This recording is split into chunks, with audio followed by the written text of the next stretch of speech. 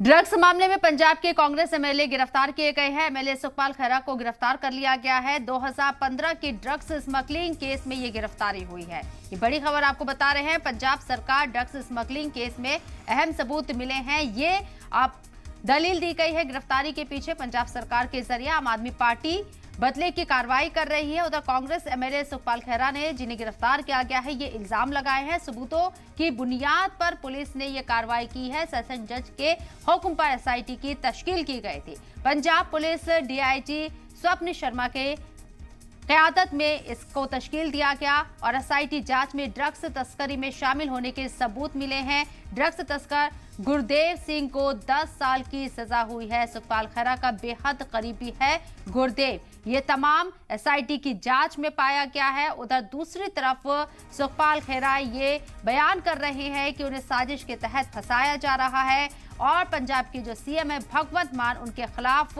ये बदले की कार्रवाई कर रहे हैं। राजनीतिक संरक्षण से बच रहा था अब तक सुखपाल खैरा,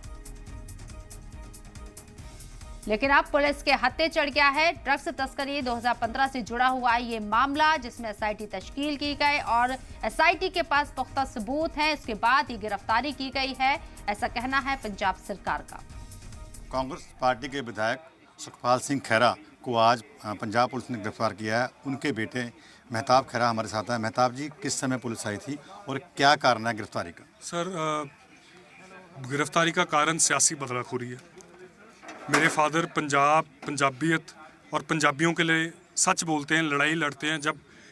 जब किसी ड्रग्स ओवरडोज से किसी नौजवान की मौत होती है तो पंजाब के हर कोने में सुखपाल सिंह खैरा जाते हैं। जब आम आदमी पार्टी की एमएलए एक एनआरआई की कोठी पे नजायज़ कब्जा करते हैं, उस एनआरआई की मदद के लिए सुखपाल सिंह खैरा जाते हैं।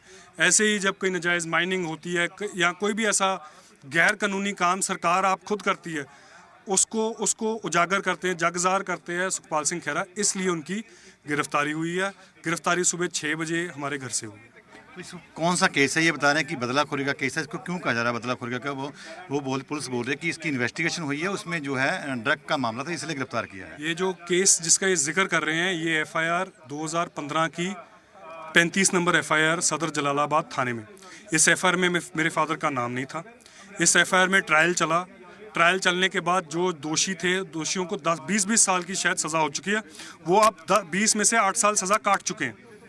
अब जो मेरे को सुनने में आ रहा है कि वो कह रहे हैं कि जी इस केस में किसी ने सुखपाल सिंह खैरा का नाम लिया।